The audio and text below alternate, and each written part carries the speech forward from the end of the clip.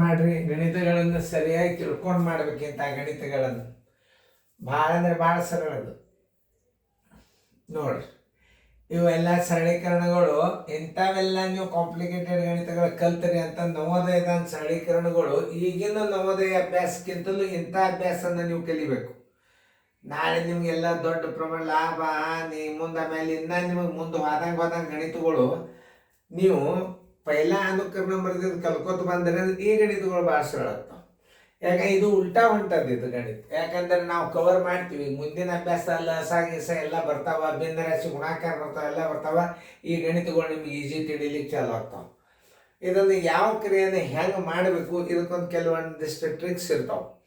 ಆಮೇಲೆ ಲಸ ತಕ್ಕೋತ್ ಕೂಡೋದು, ಆಮೇಲೆ ಏನೂ ಮಾಡಬಾರ್ದು. ಬಾಯ್ದಿಂದ ನಾ ಹೇಳಿದಂಗೆ ಅದನ್ನೇ ನೀವು ಫಾರ್ಮುಲಾಗಳನ್ನು ಟ್ರಿಕ್ಸ್ಗಳನ್ನು ಉಪಯೋಗ ಮಾಡಿದ್ರೆ ನಿಮ್ಗೆ ಗಣಿತ ಬೇಗನೆ ಬರ್ತಾವೆ. ಎಲ್ಲರೂ ಲಕ್ಷ ಕೊಟ್ಟು ನೋಡಿ. ಈಗ ಸದ್ಯ ನಾವು ಈ ದೊಡ್ಡ ಕೌಸನ್ನು ಬಿಡಿಸ್ಬೇಕಾಗ್ಯದ.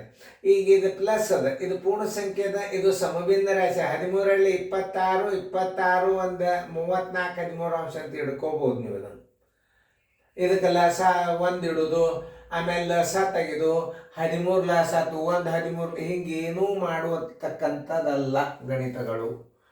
ಈಗ ನೋಡ್ರಿ, ನಿಮಗೆ ಒಳಗೊಬ್ಬರು ಏನು ಮಾಡ್ತಾರೆ, ಇದಕ್ಕೆ ಛೇದ ಒಂದು ಇಟ್ಕೆ ಲಸ ತೆಗಿಸಿ ಹೊಟಾಳ ಕೆಡಿಸ್ಬಿಡ್ತಾರೆ. ಅದೇನು ಮಾಡಬೇಡ್ರಿ. ನಾ ಹೆಂಗೆ ಉತ್ತರ ತಿಳಿಸ್ತೀನಿ ನೋಡ್ರಿ.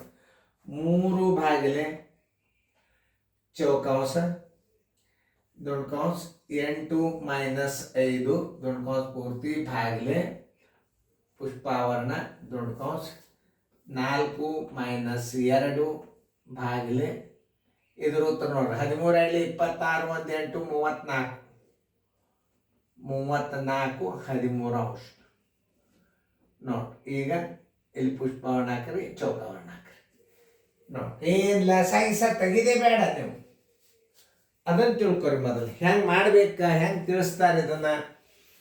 ಒಳಗೆ ಇದಕ್ಕೆ ಏನು ಮಾಡ್ತಿರ್ತಾರ, ಛೇದ ಒಂದು ಇಡೋದು, ಲಸ 13 1 13 13 ಒಂದಲೆ ಹಿಂಗೆಲ್ಲ ತಿಳಿಸ್ತಿರ್ತಾರ. ಹಂಗವಾಗ ಹಂಗೆ ಲೆಕ್ಕಗಳನ್ನು ಮಾಡಬಾರ್ದು.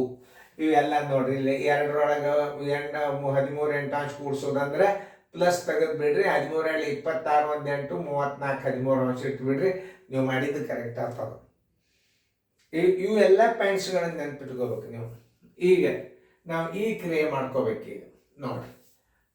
ಬರೋಬ್ಬರಿ 3 ಭಾಗಿಲೆ ಚೌಕಾಂಶ ದೊಡ್ಡ ಕೌಂಸ 8 ಮೈನಸ್ 5 ಭಾಗಿಲೆ ಪುಷ್ಪಾವರಣ 4ರಾಗ 2 ಹೋದ್ರೆ 2 ಭಾಗಿಲೆ 34 13 ಅಂಶ ನೋಡ್ರಿ. ಈಗ ಪುಷ್ಪಾವರಣ ಇನ್ನ ಕಡಿಕಾಗಿಲ್ಲ ನೋಡಿ. ಈಗ ಈ ಕ್ರಿಯೆಯನ್ನು ಹೊರಗೆ ತಕ್ಕೋಬೇಕು ನೀವು. ಭಾಳ ಸರಳ ಮೆಥಡ್ ಇದು. ಈ ಕ್ರಿಯೆಯನ್ನು ಹೊರಗೆ ತಕ್ಕೋ. ಇದನ್ನ ಹೆಂಗೆ ತಕ್ಕೋಬೇಕು, ಛೇದ ಒಂದು ಹಚ್ಕೋರಿ. 2 1 ಭಾಗಿಲೆ ಎಷ್ಟು ಬಂತು, 34 13 ಅಂಶ.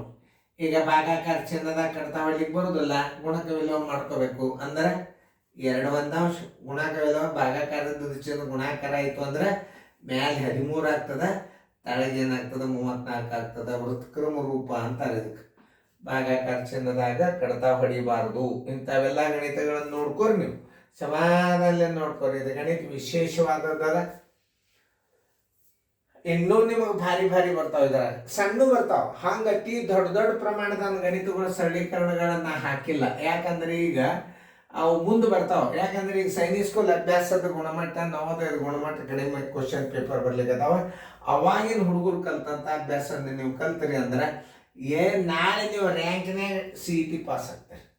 ಈಗ ನೋಡಿ, ಈಗ 2 ಭಾಗಿಲೆ 34 13 ಅಂಶ ಅದ. ಈಗ ಇದ್ರಾಗ ನೀವು ಹಿಂಗೆ ಕಡ್ತಾ ಹೊಡಿಲಿಕ್ಕೆ ಬರೋದಿಲ್ಲ. ಇದನ್ನು ಗುಣಾಕಾರ ಹಾಕಿದಾಗ ಇದು ಗುಣಕ ವಿಲೋಮ ಆಗ್ತದೆ. ಗುಣಕ ವಿಲೋಮ ವೃತ್ಕ್ರಮ ರೂಪ ಮ್ಯಾಲೆ 13 ಕೆಳಗೆ 34 ಆಗ್ತದೆ. ಅವಾಗ 2 1 2 17 ಬರೋಬ್ಬರಿ ಎಷ್ಟು ಬಂತು ಇದ್ರದ್ದು, 13 17 ಅಂಶ ಬಂತು. ಈ ಉತ್ತರ ಎಲ್ಲಿ ಇಡಬೇಕು, ಇದು ಹೋಯ್ತು.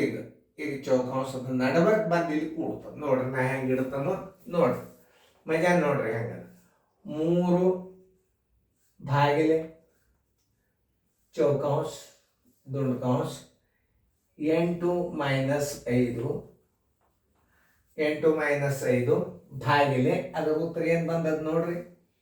ಇದರ ಉತ್ತರ ಏನು ಬಂದದ 13 17 ಅಂಶ 13 17 ಚೌಕಾಂಶ ಪೂರ್ತಿ. ಈಗ ಸದ್ಯ ಇದನ್ನು ಬಿಡಿಸೋಳಾರ್ದ ಇದನ್ನು ಮಾಡ್ಲಿಕ್ಕೆ ಬರೋದಲ್ಲ ಬರೋಬರಿ.